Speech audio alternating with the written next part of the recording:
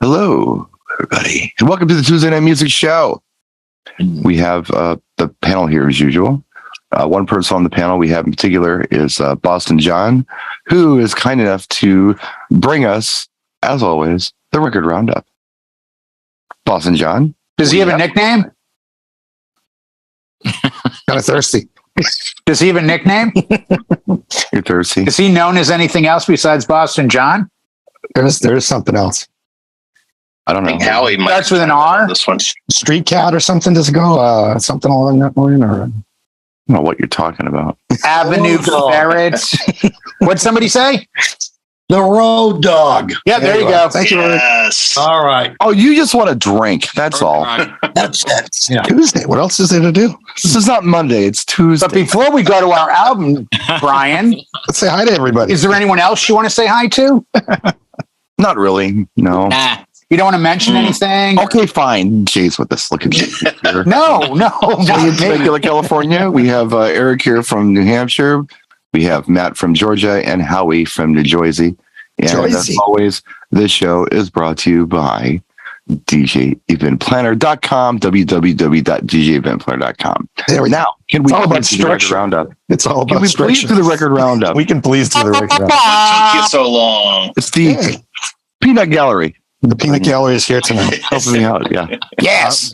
No. Well, I got to thinking after yesterday's show with it being Jimmy's birthday and everything. What was some of the earliest stuff I remember from street music of New York, 83, 84? What was the first breakdancey stuff that came onto my radar? So I dug up these two, which is still stamped with my original Cosmo C DJ Incorporated, which I was going to be before Hot Tunes came along. I found for us Oh my gosh, one of my favorite records. Into Battle, Art of Noise. That was Yes. 83, followed up by Yes.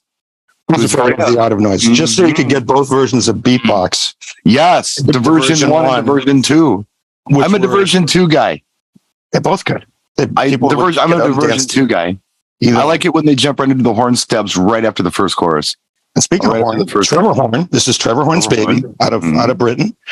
Close to the Edit was on this, which was another monster breakdance jam from back in the day. Yes. But this was the type of stuff like when Jimmy and I would talk into the nighttime, he'd mention artists like this and bring up these type of bands and all this early electronic. It was the other half of it. There was like a hip hop side of electronic, and then there was the UK side. This was the British stuff, and I always thought this was a little better. The stuff that came from the other side. A lot of airplay out of this. These were big. Might not have hit everybody for the people that are watching. Oh, We got it in Boston. Yeah. New York City got it. I don't know if respectively where you are. We got it. We got it here. We got it good. It was almost the underground. It wasn't like regular radio stations were playing it. So you had to go out and hunt this stuff down. You'd hear it on, we had an AM station, WILD, which is really cool, that played a lot of like P-Funk remixes and stuff, and had like that kind of, like you'd get like Numbers by Kraftwerk, playing stuff like that. So this got on, as 84, like when I was starting out.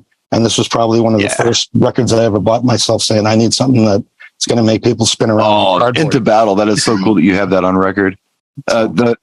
We were lucky enough here in Milwaukee to get all that stuff on our Hot 102 station, like in regular rotation. We would hear Moments in Love. We would hear Beatbox. Moments in Love was beautiful too. That was great. Sometimes close to the Edit. What I found interesting was the first one I actually bought was Who's Afraid Of. And that's what I found at the record store. So I didn't know about Into Battle. I bought Who's Afraid Of, which is good, but I think Into Battle's better, in my humble opinion. The cool part about it was I was hearing tracks on there that were sampled in other tracks they did.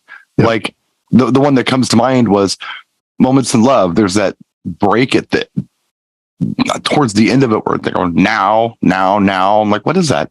And then I heard In the Army Now on Into Battle. Right? That's where that came from. In the Army now, like some old Andrews Sisters sample or something they were using on the Fairlight series too. It's like, oh, that is so cool, man. I love that. No, do you want to tell them who Trevor Horn was before he was Art of Noise?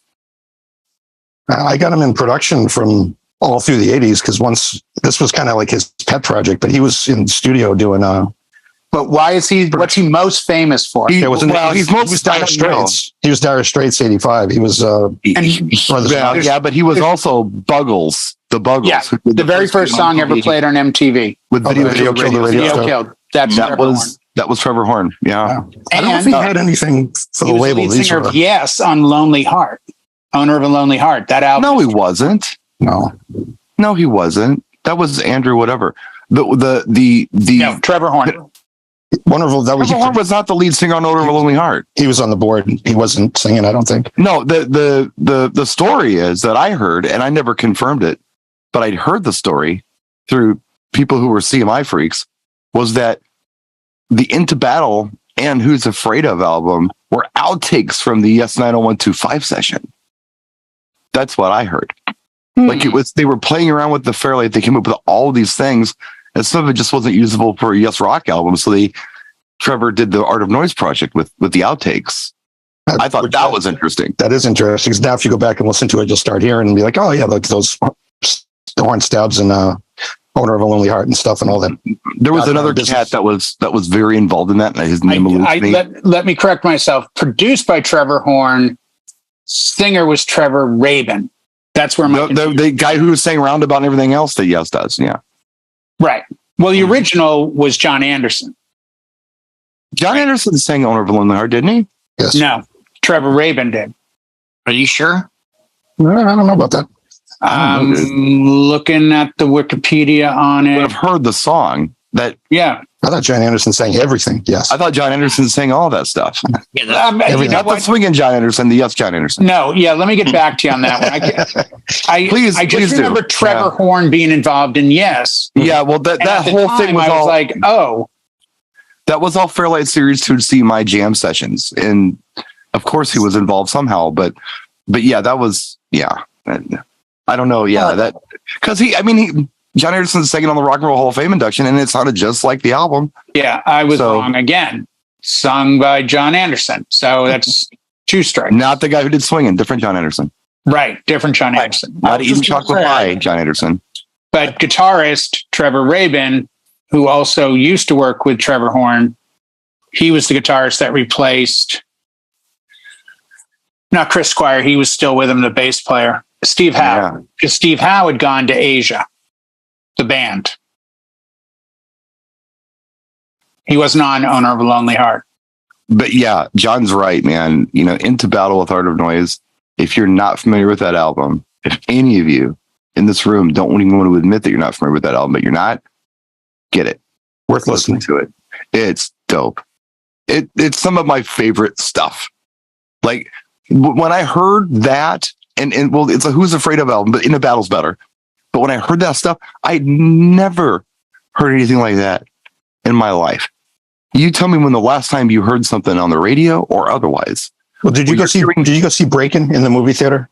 Oh yeah, remember seeing with he's outside dancing with the broom, the Kraftwerk tune. Yeah, and you bought the Breakin' soundtrack, and then it wasn't on it. Right. And you had to go find out who that band was. That's the rabbit hole that brings you here. And by the way, beatbox. Ice-T is rapping over beatbox in the first club battle scene in the movie Breakin'. It's the song Ice-T's rapping over. When they first go to that club and they had that battle with that chick who they said was good, who really sucked. That's the jam they were playing. When they first go to there and Ice-T's rapping over it. Playing the MC there before you knew who Ice-T was. All right. Well, it's really good experimental stuff. The Fairlight, thanks everybody. Good night. Just so everybody knows what I keep saying Fairlight Series 2 or Fairlight CMI. That was like one of the very first samplers. So what you're hearing are samples, and it's like it's got a sequencer in it, and you can make music in this thing, kind of like it was like the first Pro Tools. How's that sound? So, but it was 8-bit samples, so they sounded kind of rough. They sounded like they were played off of a Victrola or something. But that was kind of the magic of it, in my opinion. And who else used that? Peter Gabriel was a heavy. I was going to say Sledgehammer was a lot of Fairlight. Yeah, sure. ZZ Top used it for the Afterburner album. Jam and Lewis were using it on Janet Jackson's Control. all those cool horn stabs I'm a horn stab freak, and that was a thing in the 80s. Beastie Boys used that stuff on the new style. The horn stabs are in there. Yeah, it's cool stuff. Prince used it on Love Sexy. Prince actually used it on a lot of stuff, but the last thing he used it on, well, that's not true. He used it a lot on Love Sexy, then he stopped using it, and then he also used it on Emancipation after my ex-brother-in-law repaired his Fairlights that were broken. So he used Fairlight on that too, for samples in a lot of those songs. But it's a cool machine. I used to, well, my ex-brother-in-law had one, and we played with it. He had bought it. We repaired it and used it. It was pretty fun. We had a lot of cool libraries too. We had the Peter Gabriel library. We had the Trevor Horn library, like all those samples, so you could recreate the stuff. So, for me, it was more about like almost being a cover band. For him, it was like making new songs, but I wanted to just, be Leonid and Friends about it with electronic music and just like, how did they do it and figure that out and go from there. But I'm sorry, I geeked out in your pick, John. It's all good. That's all good. Who's next? Who's next? Is it time for the nerdy guy to pull up his phone and give you some tell us about the 90s bands? Yeah, something like that. Tell us about Jagged Little Pill or whatever you got. I am going to actually go to bat for a band that over the years, after this CD, began getting a lot of flack. But back then, this was maybe some of their better days. Nickelback. I knew he was going to say that. Well, when you said they got the black, I'm like, it's got to be Nickelback. This is the one with How You Remind Me. This is the one that starts out strong with Never Again. It has Where Do I Hide on there, Moneyball, and also Too Bad on there. He's laughing all the way to the bank, by the way. Oh, yeah, no doubt. And I'm sure probably still big in Canada. Yeah. They're big down here, too, believe it or not. They tour well, and they've got staunch fans in the industry. Probably the biggest is Jerry Cantrell. Jerry Cantrell will literally go on stage with Nickelback 8 out of 12 shows on a tour because he's so pissed that people don't get it, that he's made it this little mission that if he's anywhere nearby, he's shooting into that town to get on stage. And I've seen articles where he's angry that people disrespect the band. And I'm like, rage on there, Jerry. Sure. I don't know what to tell you, dude. They're the winger of the 90s and 2000s. Like, I don't know what to say. Up to the front of the stage, like, look at this photograph. Jeez. Good pick, good band. And even after that, they did put out a lot of hits. I mean, they're plenty of radio friendly, but they still got some edge. So they're what we would have listened to in the 80s if we had them and drove Camaros and had hot girlfriends and had combs in our back pocket. It would have been a Nickelback summer. Yeah. We were talking before the show started about the difference between tape and digital. And it reminded me of an album that I think is amazing that was recorded recently on tape. So I this week have chosen Wasting Light by the Foo Fighters, made at Dave Grohl's house. Yep. I think it came out a few years ago. Released April 12th, 2011.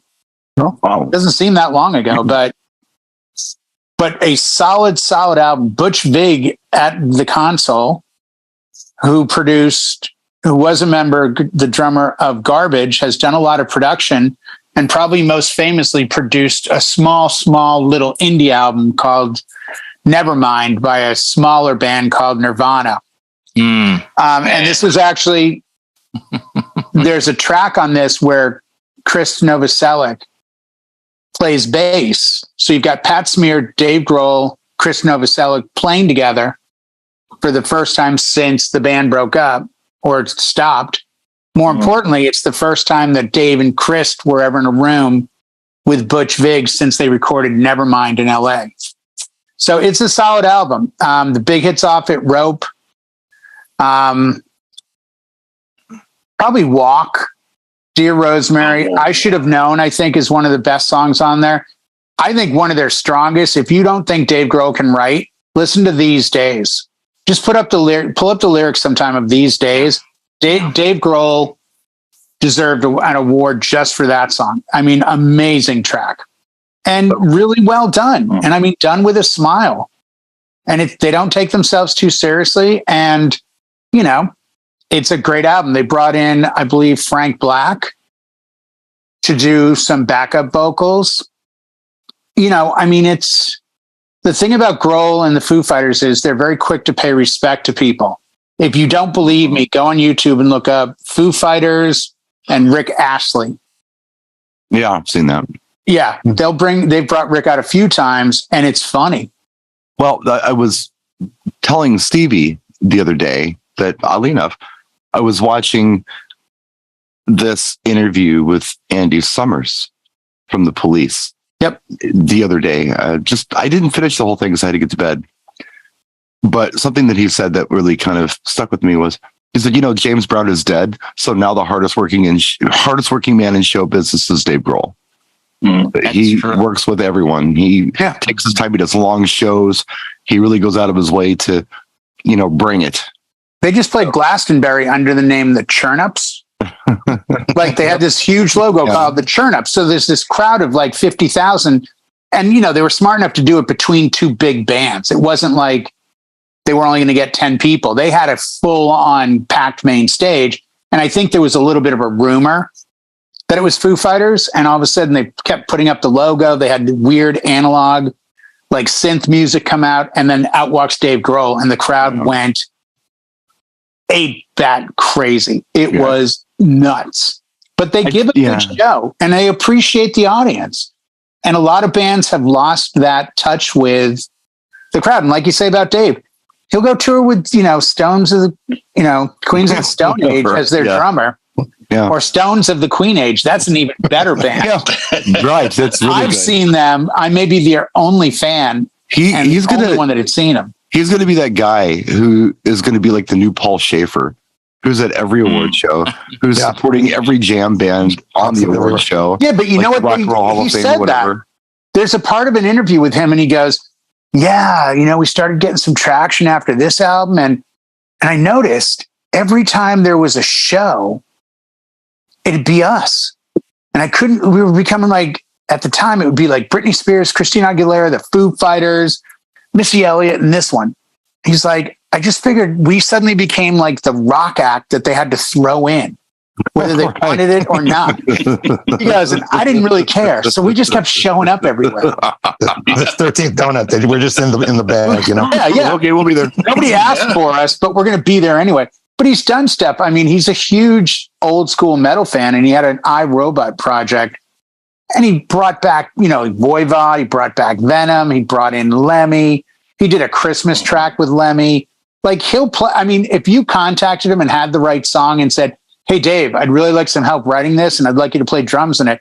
I think it's that cat that'd be like, hey, dude, I'm free next Wednesday if you can come up to LA. Yeah, I can. Yeah, I kind of have a feeling he was that guy too. Come up around 7.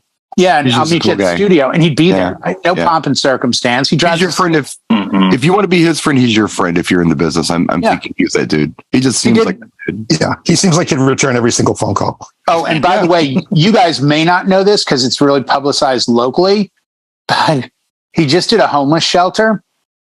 When he's not on tour, he cooks barbecue, and he's very. I heard about that. So he cooked barbecue at a shelter. Then when Taylor was still alive, Taylor had a project called Chevy Metal, and he would do these impromptu shows that would, attract 200 people because nobody quite knew what was going on. And it would be Taylor singing. Well, Dave would do barbecue for Taylor, and then Dave would jump on stage. Well, now you've got this all-star band because then it's like, oh, here's so-and-so from another huge band jumping on stage. And look, Ron Wood's here. And but he's that. I think he does shows that he wanted to see. Yeah, I really respects it. I respect that from artists who do that. I do too. I want to do this because I want to do it, just because it sounds like a cool thing to do. I'm just going to do it. It's. I want to be that DJ. Well, it's the classic Paul Stanley line. I think he once said that, like, we wanted to be the band that we always wanted to see, but didn't exist. We wanted that show. So we decided to build that show. They headlined Wembley, and Dave Grohl's like, for 6 months, I kept waking up in the middle of the night, like, what the F am I going to do? What are we going to do? We've got to make this big. His idea of big was, I'll play drums on one track, we'll have Taylor sing it. We'll do Rock and Roll by Led Zeppelin. Oh, I know. I'll get Jimmy Page and John Paul Jones to come on stage and play.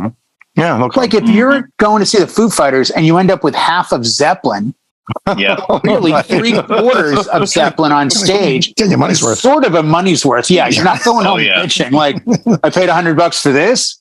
I just showed up. Played one song. See Zeppelin.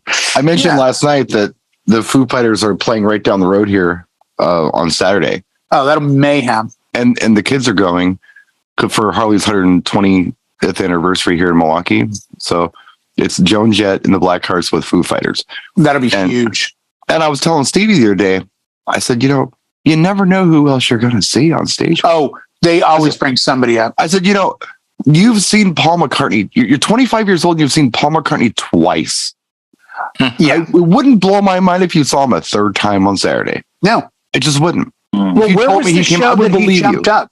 What show did he come on stage? And it was Pat Smear, Chris Novoselic, Dave Grohl on drums, and Paul McCartney on vocals. Well, that was his birthday party. That was the Rock Hall too, wasn't? Was it Rock Hall of Fame? Paul McCartney inducted. Where they technically did another Nirvana because I guess Paul McCartney played on that Sound Sunday City Rain project.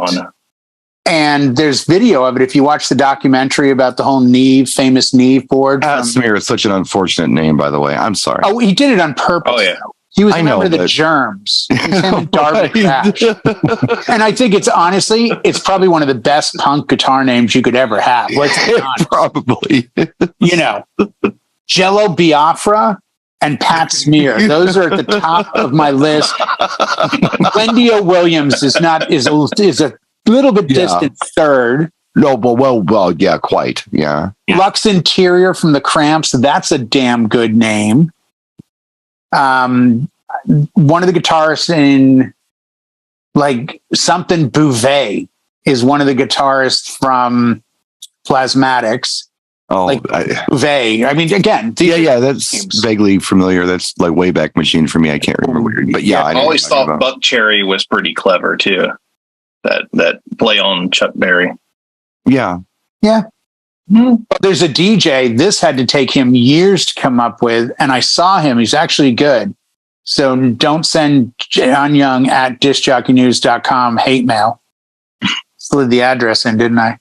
But his name is Mord Fustang. Nice. Which the letters of Ford Mustang. I can't come up with a name, Mom. What do you think? What if you switched Ford Mustang and made it Mord Fustang? That's it. It should be Chevy Camaro and switch the letters. So, Howie, I'm going to cut Jay off and let you do an album. Well, all right. I do have an album, and I really, really like this album. Everybody has voted it. 98% people like this album. Rosemary Clooney's greatest hit. From 1994, and it's called The Downward Spiral. Oh, sure. By 9 Inch Nails. Yeah, now they had yes. Otherwise, Trent Reznor. They had 2 singles off this album, and it was March of the Pigs and Closer. Yeah. But the surprise one that wasn't a single was covered by Johnny Cash. And he did Hurt, and it just went over the top. So that is my pick. Downward Spiral from 1994 by actually Trent Reznor. Do you want me to tell you incorrect? Produced it? His second album. So yeah, sure. Go ahead. I don't know. Uncle Al. Oh. It'd be wrong if I gave you an answer. Just so I know that it wasn't Trevor Horn. We know that. Yeah. Eric, what do you got? I also have an album from 94. Okay. It's a soundtrack, actually. That's sold over 12 million copies. Wow. And if I start telling you some of the artists, you guys are going to pick it out right away when I'm talking. Supremes, Bob Seger, Doobie Brothers, Three Dog Night. You sure it's 94? 94 was the soundtrack. Let's see. Was Forrest Gump? I don't know. Harry Neal. There you go. Forrest Gump. Okay. I'm thinking, is he writing a lot of Big Chill stuff? Okay, Forrest Gump. All right, that makes sense. It was Forrest Gump. 32 tracks. Actually have songs on there from each decade that the film was. Yeah. Yeah, 32 tracks total. Take an hour and a half, a little over an hour and a half to listen to both sides of both. Yep. And there was all hit after hit after hit. Bob Seger's on there. And it was a good one. There's a lot of good tracks on that. I remember buying that double CD, not because I particularly needed anything off of it, but it was just such a good compilation. It was a nice consolidation, basically. Mm-hmm. And if I needed something, I could just grab it and say, something off this. Oh, yeah, about that. You want to hear something funny, though? Like the CD and the album both had 32 tracks. Yeah. I read that the double cassettes only had 31 tracks. I don't know what song they cut. Maybe they didn't have enough room or... Yeah, they did that a lot. Yeah. Run out of space. I think the early CDs, if I remember right, it was like 72 minutes and then they went to 80 minutes. Yep. Yeah. So you had the 90-minute cassettes. You could usually do an album per side on those. So each album was 45 minutes long, which didn't happen after about 90 on mini albums. But yeah, that's a good pick. You know what the first hour-long CD released was? An actual hour full of music. I don't know. I believe it was Def Leppard. Pyromania, Hysteria. Yeah. And then immediately 63 minutes, I think it does. Yeah. Immediately followed by Metallica, either Injustice or Welcome. One of those two. Yeah, like their first hour plus CD. Yeah. An hour. That's about the length of one Metallica song. Stuff is like, I look at oh my gosh, I used to listen to Black Sabbath, Heaven and Hell all the time for hours. How? It's 38 minutes long, both sides. Like I didn't realize back then how short these albums were. Right. They weren't quite short. The first Van Halen album was under 40 minutes long. Like 8 songs. Yeah. Like that's it. Like so they're 8 good songs. That was the thing. Yeah. Then all of a sudden we hit the late 80s and there was like 15 new bangers from this band. It's like, wow, that's like 8 albums worth of material. Yeah. Quality, not quantity back then. Oh, true. Oh, look at Rumors. Short out. Great quality. It's actually doesn't feel short when you're listening to it. To me, it doesn't. No, but on paper. Yeah. On paper, perhaps. So it does not feel like a short album. There's so many different things going on it. I have a pick this week. I was actually thinking about Jay when I picked this one. And it's a Rinse. I was on a crate dig and I discovered this, and it's just my jam. It's very avant-garde and it's a little repetitive, but I really like it. And it's this one right here. It's John Cafferty and the Beaver. Oh, there you go. I have that. You have that one? I have the extended mix. If you go on side, this is the 12-inch single. Yes. Yeah, one size 33, one size 45. But it's a jam. And keep that close to close. Sorry, that was an inside joke. It's close by right here. It goes beep. Yeah. You guys are Pioneer really keeping Serato close these days, huh? Yeah, well, we have to. Okay, for reals here. I got an album here we never talked about. And it's an album that you'd like that one. Oh, that's dope. Yeah, it actually has the effects on it. That is super dope. I like that. Yeah. Why do I have it? I don't know. I don't know, but I'm taking it. Somewhere safe because it ain't gonna be yours for long. I don't normally do that, but yeah, I'm taking that. Oh, geez, hold on. I just opened it for the first time. Yeah, you probably do want to take it. Yeah, I'm taking it. Just put it somewhere safe. Whatever it says is what comes up on the vinyl. So don't sweat the techniques. Don't sweat the techniques. Plus the numbers. Yeah, bring that to AC with you. I'll put it in my that's dope. Why do I have this stuff? I know you shouldn't. It belongs to me. So the album I want to talk about really today is one that I think was very overlooked, and I really liked it. And when it was coming, I heard it was coming. There was talk of it coming. I'm like, whatever. And it came. I'm like, okay, this is pretty good. And I bought it and I listened to it. I'm like, wow, this is really good. I really like it. And it wasn't really my thing, but I dug it. And that is Michael Jackson's Dangerous. This is a great album. If you don't know it. Everybody talks about Remember the Time on there. That was, I think it was on here. We can just go over what it's on there. Jam was on there. That's a really good song. Why You Want to Trip on Me is good. In the Closet's really good. She Drives Me Wild. Remember the Time. Can't Let Her Get Away is really good. I don't like Heal the World, but I do have the 12-inch of that, and apparently it's worth like $300. Stop it. I do have it with the picture sleeve. Black or White, great song. The version you want is actually the single version. The album version has a lot of Macaulay Culkin dialogue on it that you don't want. So I like the version that you can get off the single. Who Is It is not a great. So Given to Me is a nice song. It's a real nice song. Will You Be There is another one of his ballad things. Yeah, it's a big ballad, yeah. But yeah, it's good. Dangerous isn't a bad song, but this is a really, really dope album. So if you want to just put something on and check it out, I would say 75% of this album is BSR certified cool. It's good stuff. Good stuff. Very nice. You ever want to get mellow some night and get lost in a track that you have to listen to like 6 times in a row? Listen to Michael Jackson's Stranger in Moscow. Oh, yeah, that's off of History. Oh, my God. The song is mesmerizing. Whoever wrote that, I don't know who wrote it. But I don't know who wrote it, but it is everything about it, from production to vocal to...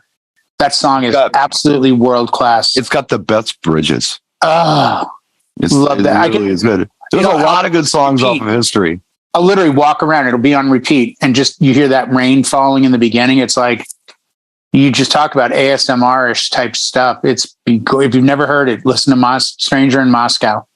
Gorgeous track. It was really good. Yeah. It was really good. Yeah, They Don't Care About Us was on there. The Earth song was on there, which I think was a really cool song, actually. There's a lot of good stuff on that album. Yeah, the Michael Jackson didn't end it Thriller. It didn't end it bad. No, I think that Dangerous was really good, and History, I believe, also was an incredibly good album. It was the greatest hits on one album, double CD, So you had greatest hits on one CD, and then you had remastered. Well, not stupidly, nothing added, just sound great. And then the other one was all brand new music, and it was solid. And that came out like around the time that he was hooking up with Lisa Marie Presley too. And he had bad press too. That there was that period where his stuff would come out, and there would be such bad press going on that I think the product got slighted. You brought up something right there, and I know you have a topic. Could we get 5 minutes on a topic that you don't know I want to bring up really quick? Because it happens to me a lot today, especially with Tidal. Okay. I, for the most part, and again, this is just, getting older, I think. It started with Def Leppard, Bringing On the Heartache. Yeah. Great song. Which is on High and Dry. Mm-hmm. Great album. Yes. But then they did a greatest hits and added keyboards. Right. And this new phenomenon came up of remastering because artists realized, if it's 2014 remaster, we can re-release product, get new listeners, spend more money. Right. I, for the most part, don't like when I see the word remastered after a song. I find they don't benefit the original spirit of the song. The album that did that, I hate it, actually. The album that did that, but I think they were actually presented as remixes or contemporary mixes. I don't think they were just presented as. I don't like it when they take that concept and present it as a remaster.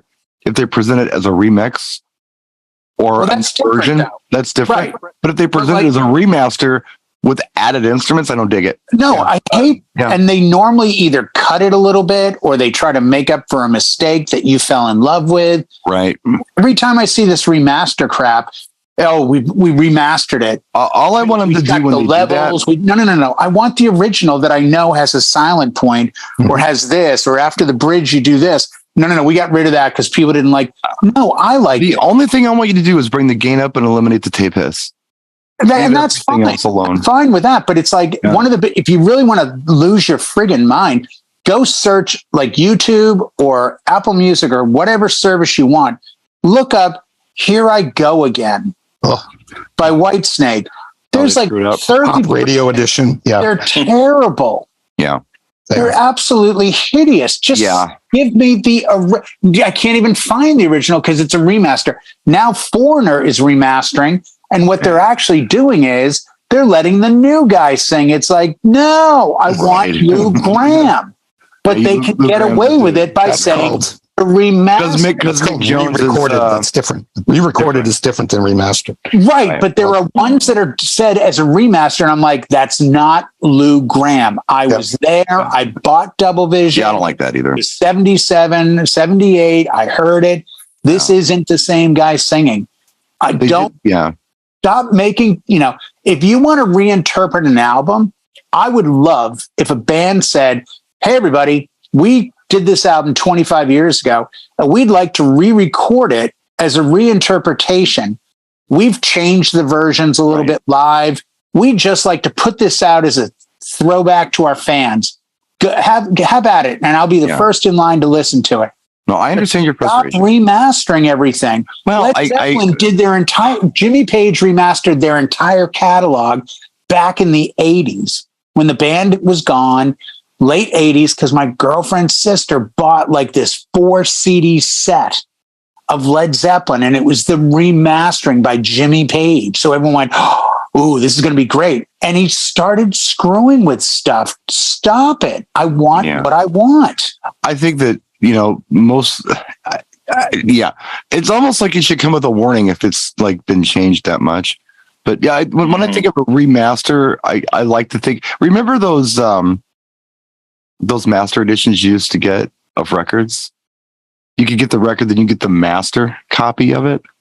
And it was like in a gold, like it had a gold outline on it. Some record companies did that. And that was like the really cool studio board version of it. That's almost like what I would hope a remaster would be.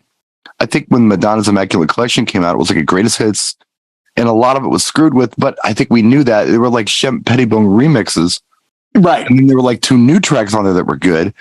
I mean, nothing on that album, not a thing on that album, I will play at the club or anywhere else, unless it's one of the new tracks, because I don't want to hear the Shemp Pettibone remixes anymore. I want to hear the originals. I'll play off the first album. But that's the downside, like Brian. Like new fans are coming in going like, oh, wow, Holiday's 9 minutes long. It's like, no, it's not. No, it's not. Yeah, they made everything sound like it was like from a Broadway play. I mean, they started adding it was like everywhere. Like, wait, what is this? Oh, you looped that section. Yeah, this is and like you're in trouble when the show tunes edition of Holiday or something. Yeah, ready to throw the vocal out in the car, like driving along. Like, how? Wait a second, where is it? Hearing instrumental. Where the hell's the cut? Well, Jay, I am agreeing. Of the week is stop remastering and trying to sell it to me like it's the original. Hold on a minute. Wait, just be careful with that. How about if you're going to remaster, don't add stuff. Yeah, don't add stuff. Original and clean it up and leave it alone. Clean it up, but don't. Eddie Van Halen famously said there are mistakes on Eruption, and if you're a guitar player, you know them. Yeah, there are mistakes all over that album, and he said, "I would rather have a mistake get recorded." Because it's feeling. If there's no feeling and it's perfect, it's of no use to me. Well, I want perfection. I want feeling. I want this. Yeah, timing. I want timing to go off. I've told this story many times. When I was in Atlantic City and I was outside, and there was, I don't know what the system was they had at Showboat, but it was out by the taxi cab stands. Right. They were playing classic rock, and all of a sudden I heard Yes's Roundabout. In a way, I had never heard Yes's Roundabout before. And it was the remaster. But they didn't add anything. They just cleaned it up and they brought things out. It was almost like you were hearing it live in the studio. And that would be fun. Opposed to compressing all that stuff onto 2 tracks and dumping it out on an LP. That was cool. So I like that kind of remaster. I love that kind of remaster. And I didn't used to like that song, but I love it now because of the remaster. But don't add. What you're saying is we bought live albums back in the day because that was a formula of its success.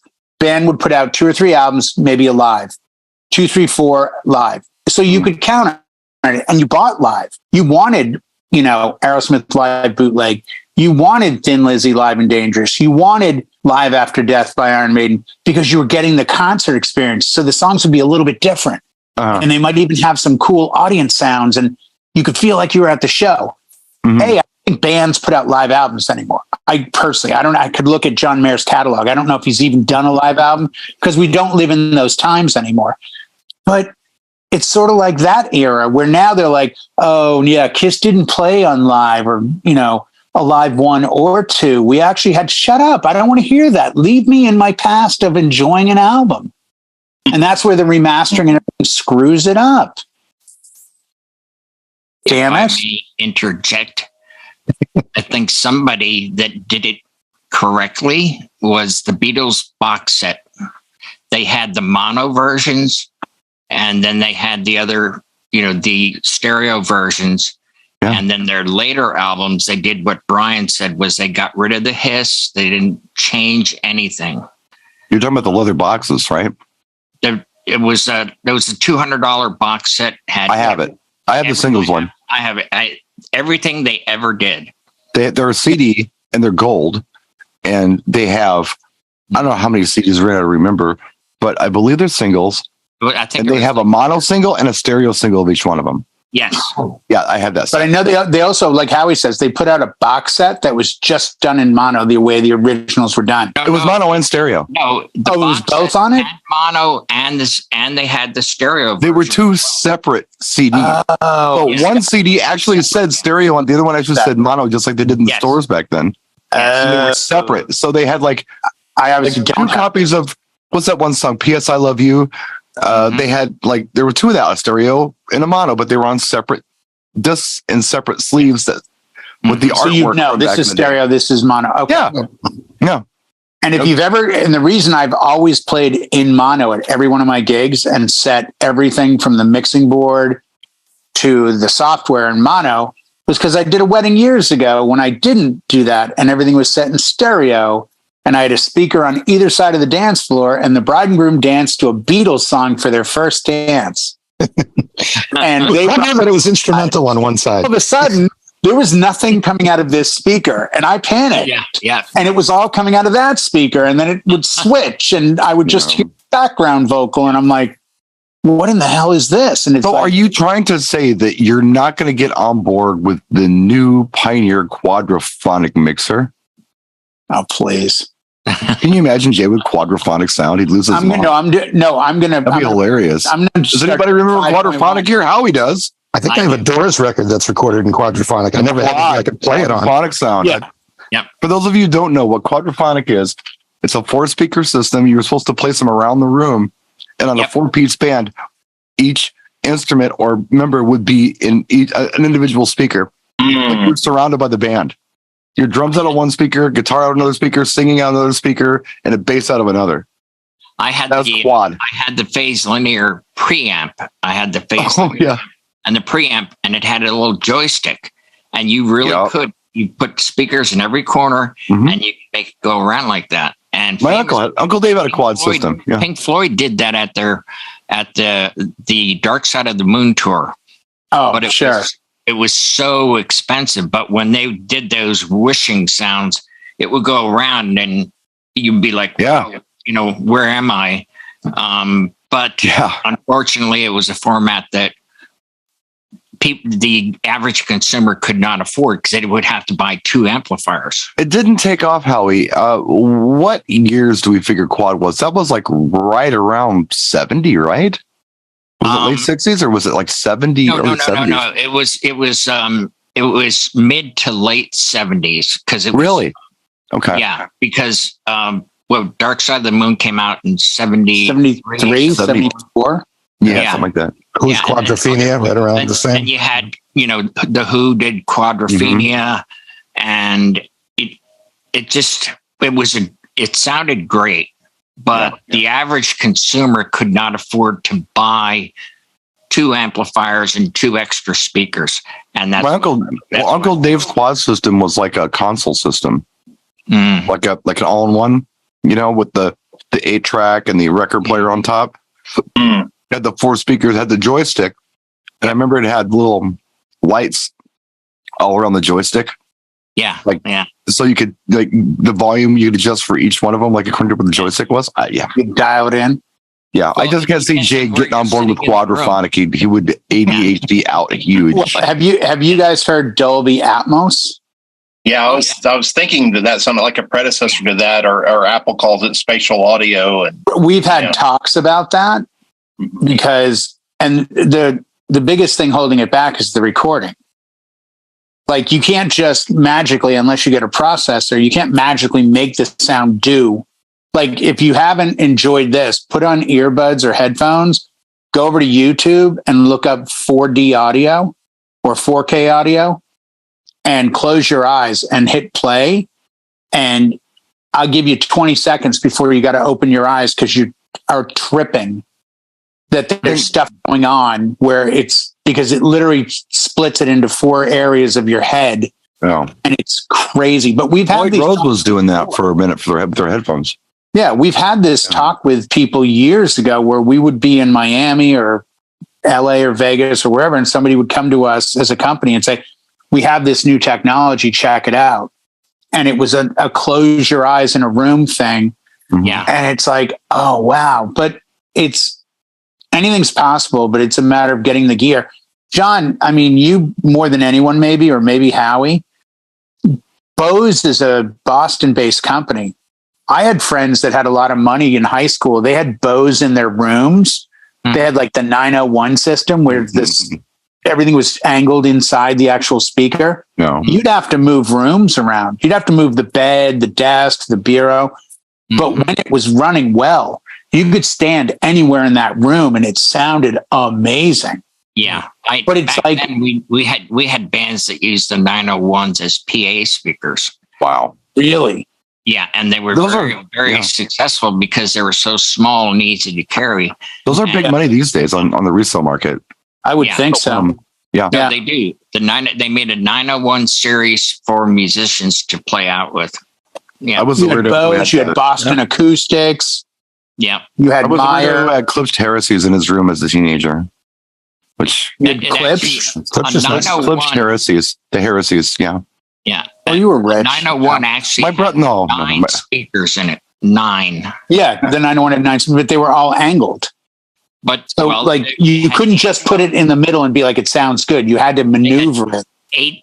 They had 8 3-inch speakers and 1 8-inch bass speaker. The story. And they had that port that snaked around on the inside that was made out of plastic and, would amplify it mechanically, basically. My brother got those Heresies in Germany when at the PX. They had like high-end stereo equipment at the PX. Yeah. So, I mean, he went in there after a bender and went ahead and financed them. So he was paying them off for 2 years every check and put them in his, in the, whatever they call it, the barracks. Does he still have them? Yeah, he does. He came home from Germany and he bought, and this was a long time ago, he bought a 52 Chevy truck. And I was like 14 years old. And he said, hey, man, I got your first truck.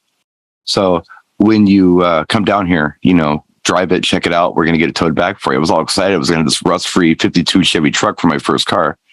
And for whatever reason, he sold it. And I got really mad at him because he'd promised it to me. So he came up one year at Christmas and said, well, I got a peace offering for you. And he gave me the Heresies. So I ran the Heresies as a teenager. I ran them all. And those are the speakers that I was knocking my mother's curio cabinet stuff off the walls, playing Beastie Boys Licensed to Ill. Because I had like the Kenwood integrated amp and I had the TAC deck and stuff. And the audio acoustic CQ or whatever. I had it all just tuned awesome. And then I had him in my first house. And when Stevie's mom and I split up, I was kind of over it. And I took him out of the house. One of the few things I took out of the house when I left. And he came to see me one day. I said, why don't you take these home with you? Do you want him back? So he has them in his living room. I saw a thing for a set of Cornwalls to go with him because he's insane. Antiques Roadshow. And they had this dude with the ZZ Top gray beard, long gray hair, and the headband. And when he was in Germany, in the army, he wanted a Rolex. So he bought one. And he had the box, the receipt, the tags, everything. He paid like $695. He financed it. And he's got every piece that you could possibly ever have. And the guy's like, this is a great watch, but it's actually almost one of a kind. The guy's like, really? dude's like, looks like he's half stoned. It's like, well, you got the white face. Like 99% of these came with a black face, and they only made white face for like 3 weeks. What you paid $695 for this Rolex back in 1961 in Germany at the P or whatever. He goes, today at auction, an approximate estimation would be $165,000, and the guy dropped. And I'm just thinking, if you bought crap in Germany at the PX, get on Antique Roadshow or something. Well, the crazy part, the crazy part is Klipsch at the time was built in Kansas. So it wasn't like this exotic thing. It was like an American company. But when after he had bought them, Paul Klipsch, the old man who started the company, went over there, and he was actually in the PX. And my brother brought his brochure in and said, "Oh man, I just bought your speakers. Can you autograph this for me?" And he does. And as he's autographing it, my brother says, "Yeah, man, I'm running them through my my Alpine 200-watt amp." And Paul Klipsch just goes off on him. "I designed those speakers to be 50 watts RMS. You're gonna mess them all up." This really happens. Very funny. You know what his famous saying was? They actually made a button, and it said, "That's bullshit." He actually wore it. He was full suit and tie, the hat. Well, he had the big button. He goes, "That's bullshit," because it was the wattage wars, and he was like, "I can fill this room with sound with 30 watts." Yeah. And everybody's like, "Oh, no, you need 200 watts." And he goes, "No, I know." His button was like, "That's bullshit." And those buttons are going for hundreds and hundreds, if not thousands of dollars on eBay right now. Yeah. Well, you know what, Howie? We should do a show some night where you come in as the expert that you are, because I will argue with people about, they'll say, "Oh, well, you got all these speakers in the garage." I'm like, "Yeah, I probably have like 10,000 watts of sound out there, if not more, because I've got about 8 speakers. So let's say conservatively 16,000 watts. I could take my EVs, my JBLs, my, Express 2, Express 1, all of them, plug them all in. And then I could go over and get a 50-watt Marshall head with a 412 cabinet or a 410 cabinet. Do you really think that I can't crush those speakers with a 50-watt Marshall amp? Well, you're talking in a room. Watts don't mean anything. That's like you telling me. But I'm saying, I've got a new car. You wouldn't believe how shitty the gas miledge is. No, but I'm saying shitty. Lids on. But dude, is it a dump truck? Is it a right? Is it an Indy car? What is this thing? Right. Because shitty gas mileage, man. I'm telling you. No. But I'm saying everyone I know is like, "Oh yeah, I just got these. I got 4,000 watts." I'm like, dude, it doesn't mean a thing. I'm like, I could go get a 50-watt Marshall head, and I could play. When I was in Boston, my buddy Eddie had a 20-watt Soldano head, literally this big, running into a Black Star 412 25-watt greenback Celestion speakers. I had it at 2. It was deafening. And I'm like, how am I taking 20 watts in a small box and it is deafening at 2? And he's like, "Oh, I've got like 5 guys that'll play, Orpheum style places. This is the head they're using." Because Watts is not sound. I know, but we think it is. I think a lot of not. It's not kind of like if I told you that your blinker fluid was low and you need new muffler bearings in your car. Yeah, exactly. It doesn't mean anything. You still use SPL. Although watts do exist, it's unimportant. It's like, every lighting's the same thing. They talk about how many watts an LED is. Who cares? What's the lumens of it? Watts is power consumption, not power output. But I think it's that dumb thing. It's like saying 0 to 60. Like, that means something. So what? Yeah, but it does. But it's a relative measurement of something to get you to buy something. Like when the new speakers come out, remember when we went from 500, 600, 700 watt speakers to suddenly we broke the 1,000, quote unquote, 1,000 watt speakers. The next year 15. The next. Well, do you know how that happened? 25. I'm like, guys, slow down on the wattage. Do you know how that happened? The difference between exactly how it RMS happened. and peak. Right. Do you know what peak is?